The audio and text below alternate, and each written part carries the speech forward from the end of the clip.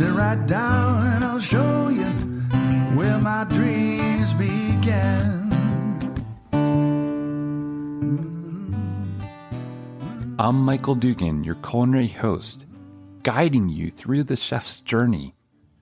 Join me at the chef's table, where you'll experience stories, secret sauces, signature dishes, and kitchen disasters.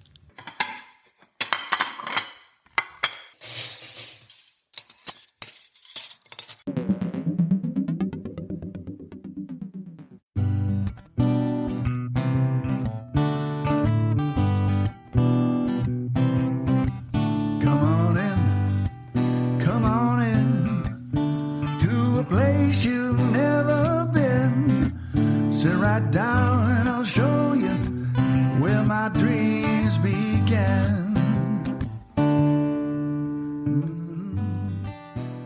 I'm Michael Dugan, your culinary host, guiding you through the chef's journey.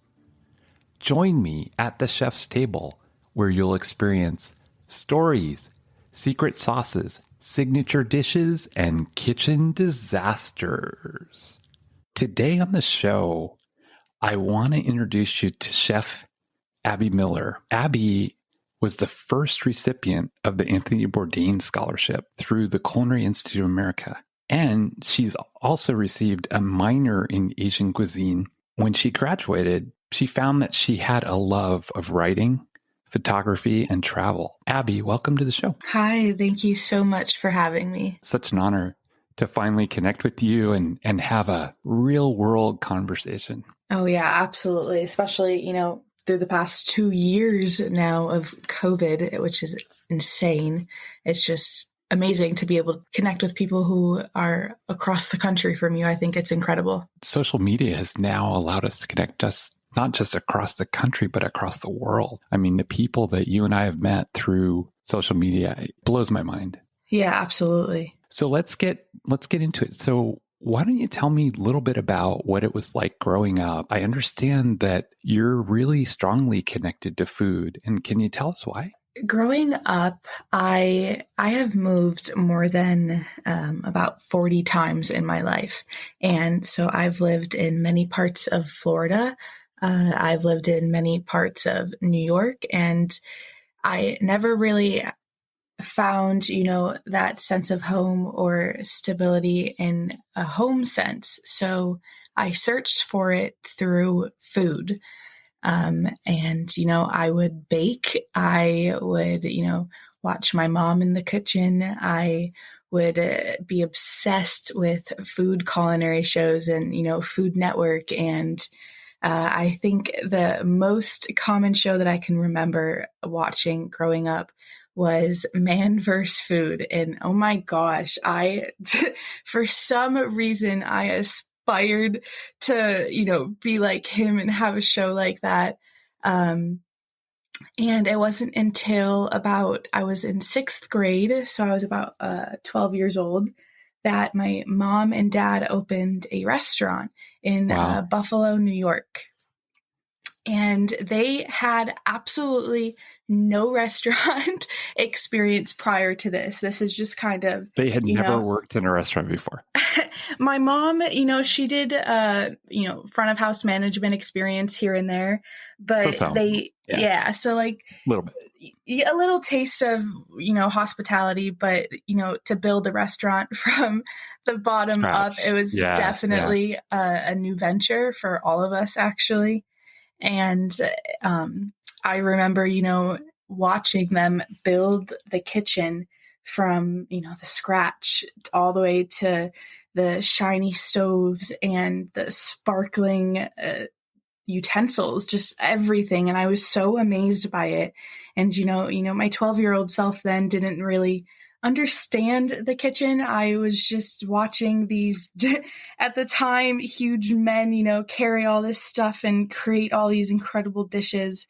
And, watching that restaurant go from literally nothing, like an empty lot, to having it jam-packed with people and it being on the news and it being in the newspaper, it was incredible.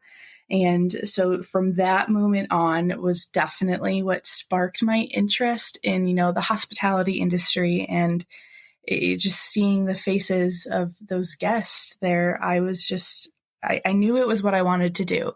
And it was definitely, I think it was the first moment in my life as a 12-year-old girl where I was like, this feels like home. Like this feels like comfort to me, because that was something, I struggled trying to find as I was growing up. People would think, okay, that's when she started chasing her dream, was at 12 years old. I didn't really think about working in a kitchen until my senior year of high school. So I kind of put that, dream and that love aside and hid it within me for a while, because I grew up with 5 sisters. So they all were in law school and going to be a teacher. So I never wanted to be, the youngest sister that was like, oh, I want to go cook, because I was scared of that judgment. It wasn't until my senior year of high school, I got a job at this dessert place, and my whole family decided to come visit me one night, and it was a crazy busy night, and it was an open kitchen. So they were able to, sit down in the restaurant, and they were able to watch me cook and take all the tickets.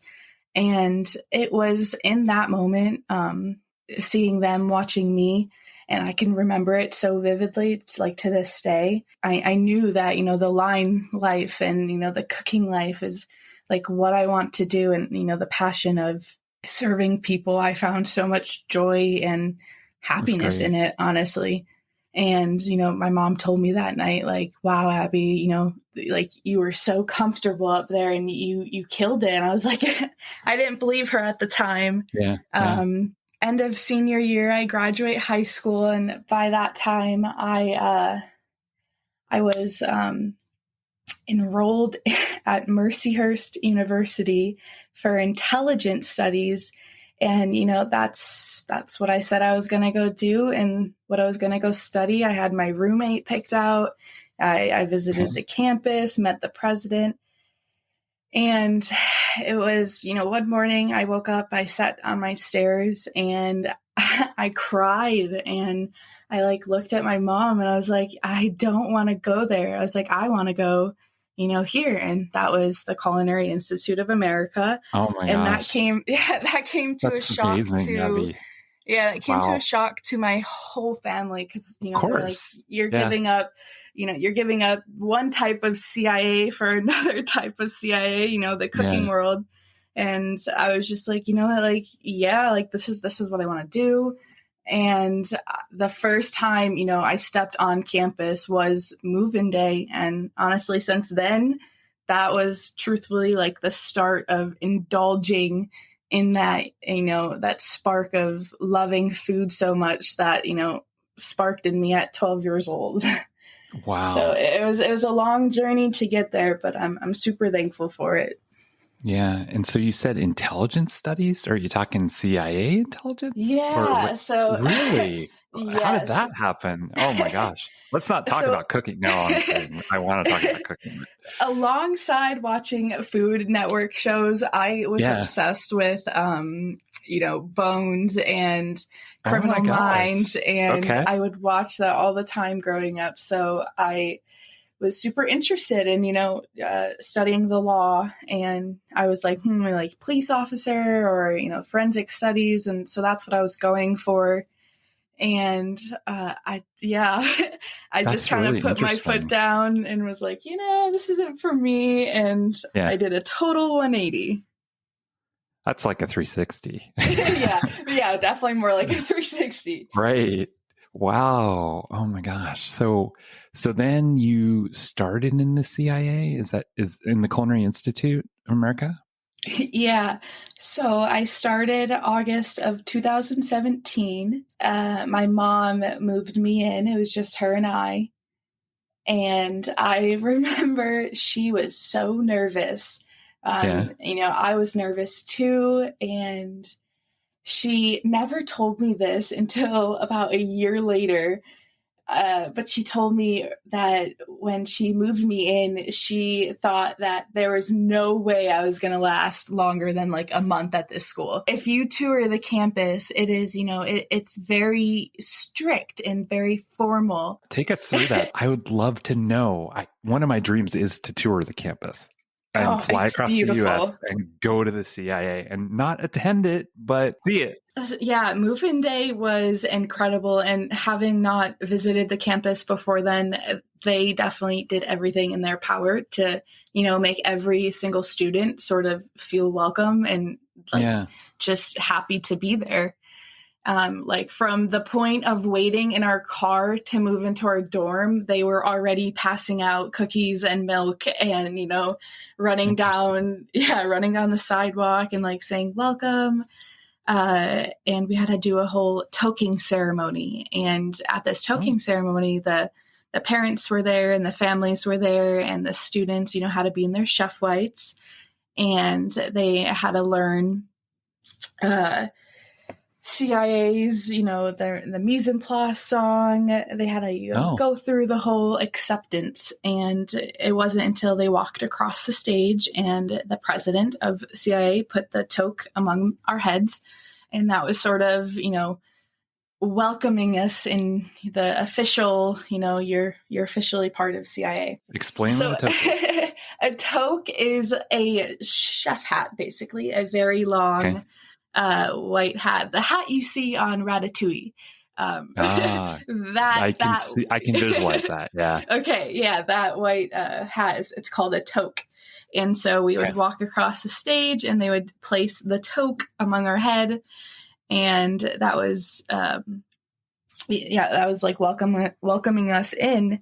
And before that, they had talked to the parents and the students were sort of behind stage, I believe. And they had given this whole speech to the parents of, how tough the CIA is. And, they call it the West Point of culinary school. And my mom, my mom sitting in the audience. And I guess she was just, thinking to her head, like, oh my gosh, like, what is Abby getting herself into? Yeah, sure.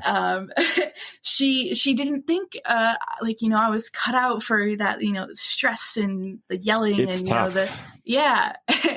And, sure enough, a month down the way, she had many calls and, I was crying, I was stressed. I was like, I don't know what to do. But I turned it around and, the shy girl who didn't really think she would, make her mark ended up being, the class speaker for her class 3 years later. Amazing. So I love that. I definitely, I would repeat it in a heartbeat if I could. Like, I would repeat it 1,000 times over. It was the absolute best experience of my life. The most stressful and one of the most hardest, but the most rewarding, that's for sure. So for those who haven't been to cooking school, what's the structure like, the curriculum? Because, I can describe the cooking. I went to cooking school at South Seattle Community College in Seattle, and it was one of the top 3 in the country for community colleges and really structured. We had all these different departments, and every 2 weeks you would rotate your station. So you'd start out in prep, and then you'd end up in, saute or sauce, or you'd end up being a waiter, and it would just rotate completely around the cooking school. So every 2 weeks you would get a brand new experience. They even had a potluck every day. All the food that was left over was put into a potluck, and there was a sous chef, quote unquote, that was your role for 2 weeks, was to be the sous chef. And you created the meal for everyone, right? Based on the ingredients that you had. So it was an amazing learning experience. But that's awesome. My guess is it might have been similar to CIA, but I don't know. So it actually, that is fairly similar to CIA's, how their classes work. When now it's a little different. I understand, as the years go on, they're kind of changing how the curriculum works. But when I started, I had a 15-week fundamental class, and, basically what I meant before of, how they're changing their curriculum, they're not necessarily changing, they're just adjusting the rotation. So, people who start now might not take that fundamental class first. They just might take it later down the road. But so when I started, I had that fundamental class first, and it was 15 weeks, and you learned all the kitchen fundamentals from, Brunoise, the Julienne, Bâtonnet, all the fine dice cuts, all the mother sauces. You learn every basic that you possibly could know relating to, food. And I had an AM class, so I would wake up every morning at 4:30 a.m. And so wow. I loved it personally. I'm that weird person that, for some reason likes the morning more so rather than staying up late at night. So I would wake up at 4:30, and as a team leader, I had to be the first person there. So I would get there around like 5:15ish, and I would have my class come in, and certain people would be designated to, set up the stations, go get their food from the storeroom, bring it back to the kitchen. And, you would just cook what was scheduled that day by your chef, whoever your chef is for that class. And so that's how those 15 weeks would go. And then, after that, you would take a meats class for 3 weeks, a fish class for 3 weeks. You would go work in high volume production, which we called the egg, because that is what our lunch cafeteria place is. And so you would go work there. And then every student would take a break for 4 months, but not necessarily a break. They would go work out in the real industry. So they would get an amazing experience. They would get what is called an externship. That is what needs to be done, because we didn't have that when I went to school. So you graduated and you're like, what do I do? Right? Exactly. It opens That's a really great idea. A lot of, connections too. And so for those 4 months, we'll go out, we get graded by the restaurant, the hotel, whoever you chose to go work with.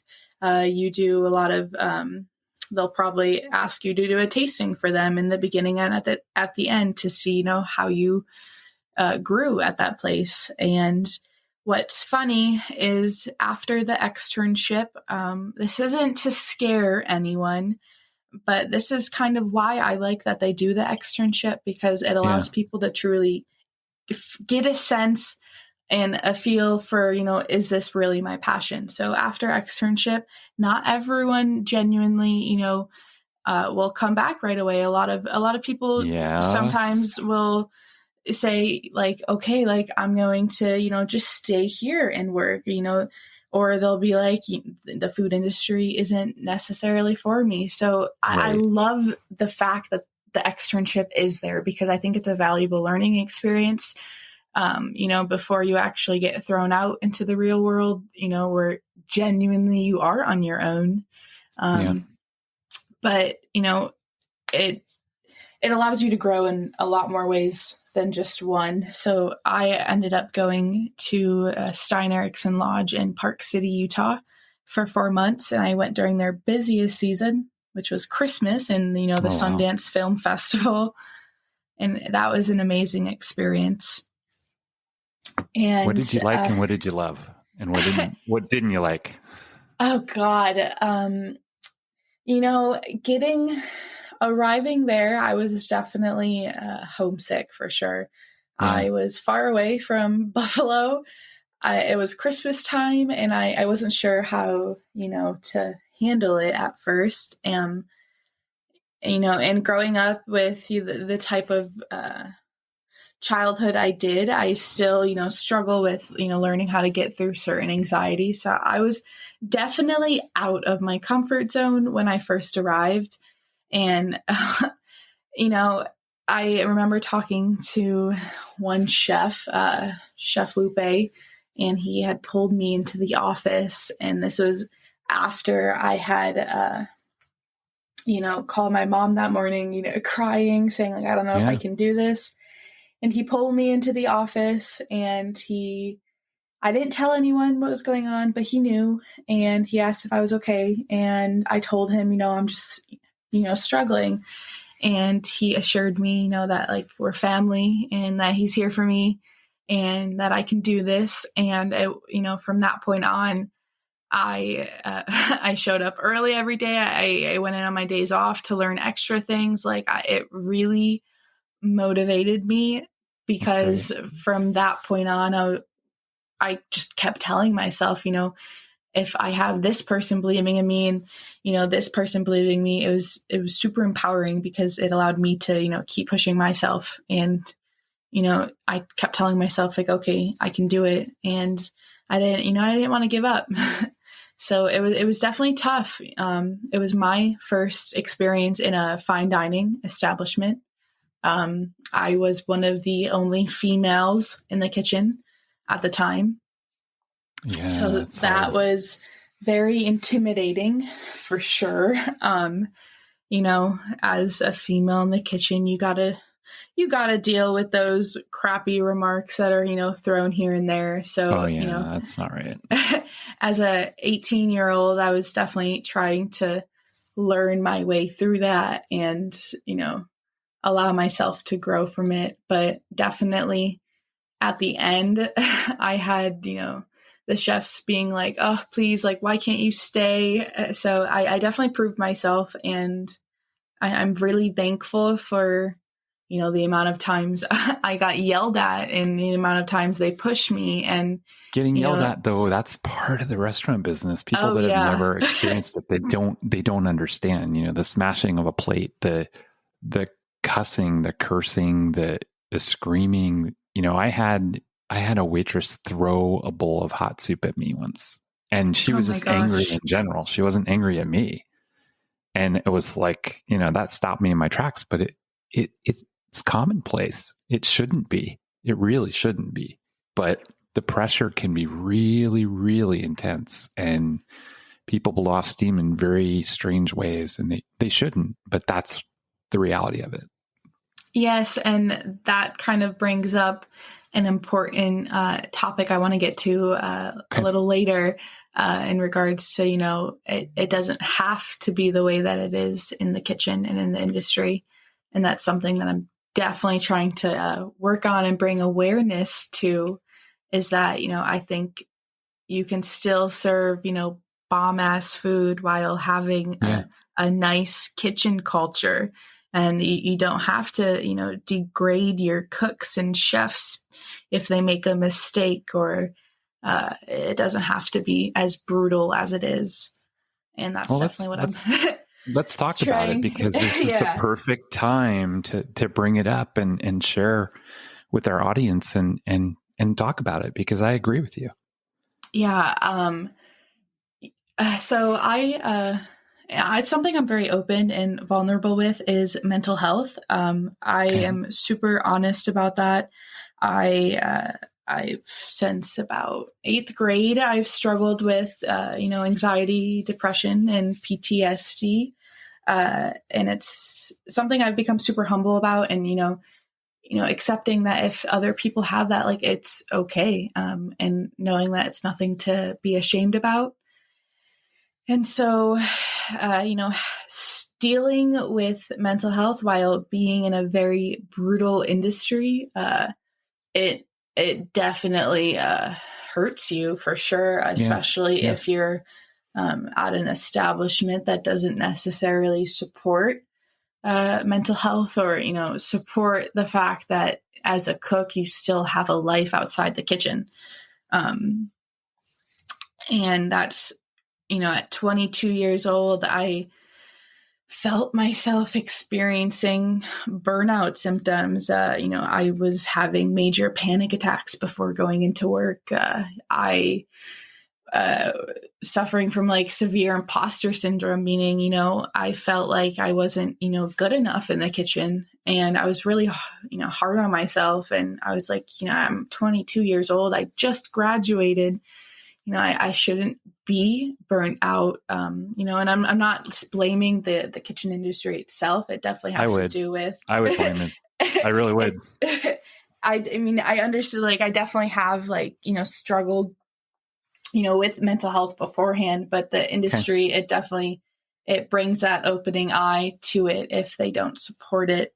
I've been at places that told me I couldn't work the line because I was too intimidating to the men and too distracting as a female to the man line. So it's just moments like that where you have to put your foot down and be like, okay, I have to understand my worth and I have to move on.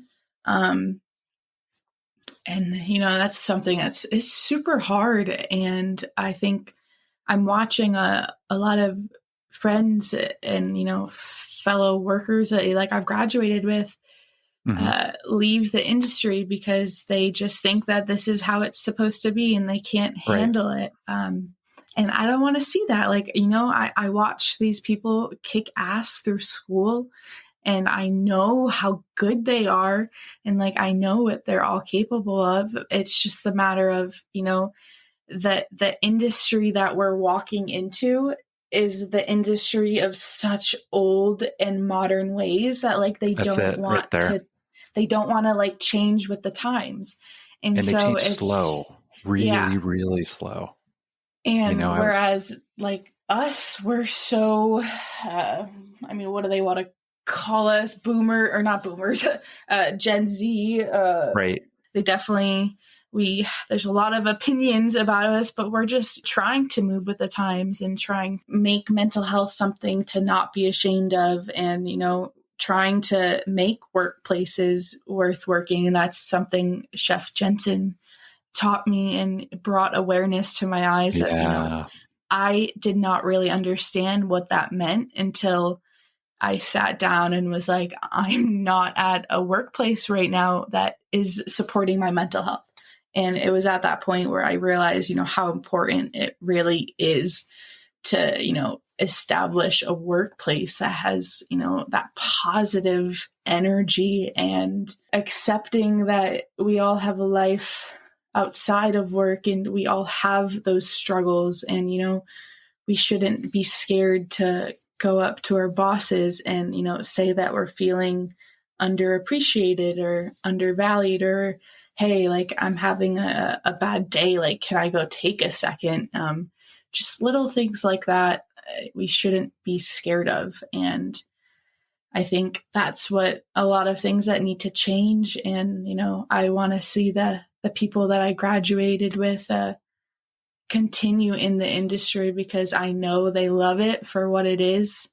And I know that there's so many positive changes they all want to do to it. It's just a matter of are we able to, get our foot in the door, or is it going to constantly be like the old ways? And so, it's rough, but we just got to keep pushing and speaking up about it.